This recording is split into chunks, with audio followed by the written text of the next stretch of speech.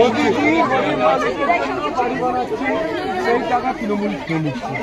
মোদিজি গরিব মানুষের জন্য রাস্তা বানাচ্ছে, তৃণমূল খেয়ে নিচ্ছে। মোদিজি গরিব মানুষের জন্য জল দিচ্ছে, তৃণমূল সব খেয়ে নিচ্ছে।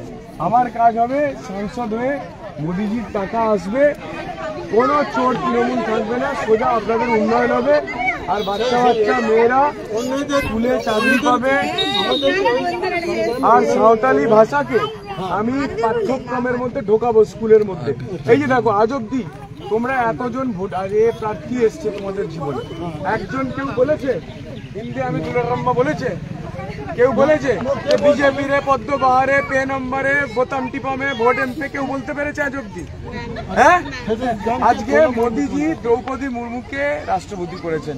মোদিজি যাকে প্রণাম করে, পুজো করে, আর এই তৃণমূল কি করে না, দ্রৌপদী মুর্মুকে বলছে বাঁদরের মতো দেখতে, কালো বলছে, গায়ের রং কালো। কিন্তু আমাদের এই ভারতবর্ষে অরিজিনাল কারা? আপনারা। আমরা তো বাইরে থেকে এসেছি, বিদেশ থেকে। এই ভারতবর্ষ কাদের? আপনাদের। এটা সবাই জানে না, ভাবে মনে হয় যারা এই যে যারা গায়ের রং সাদা মানিসে হয়ে গেল সব বড় নাকি। হ্যাঁ, এইটা হলো ওদের রুচি, মনের রুচি। যা মুখে যা বলে ওদের ভাষা, ওদের মনটাও সেরকম দেখতে। ঠাকুর রামকৃষ্ণদেব কি বলছে? যা খাবে তাই তার ঢেকুর তুলবে, যা খাবে তাই তার ঢেকুর তুলবে। আর মা শারদা কি বলছে? অন্যের নিন্দে করো না, নিজের দিকে তাকাও, নিজের সমালোচনা করো, জীবনে সবচাইতে বেশি আনন্দ পাবে, সুখ। শান্তি জীবনে যদি চাও, পৃথিবীর সবাইকে তুমি পরিবার হিসেবে গ্রহণ করো। মা শারদা এটা বলছেন। ভালো।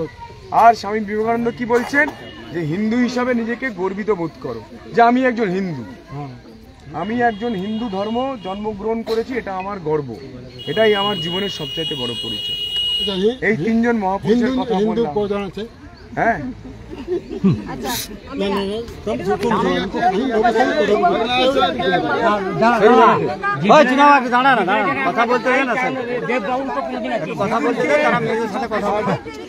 তোমার সাথে পরে কথা বলবা বলবা।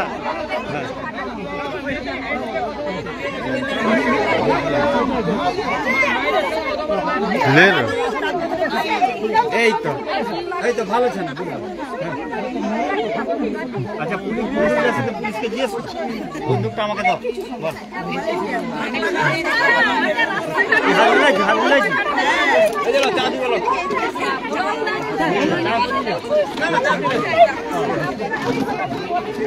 চা খাই।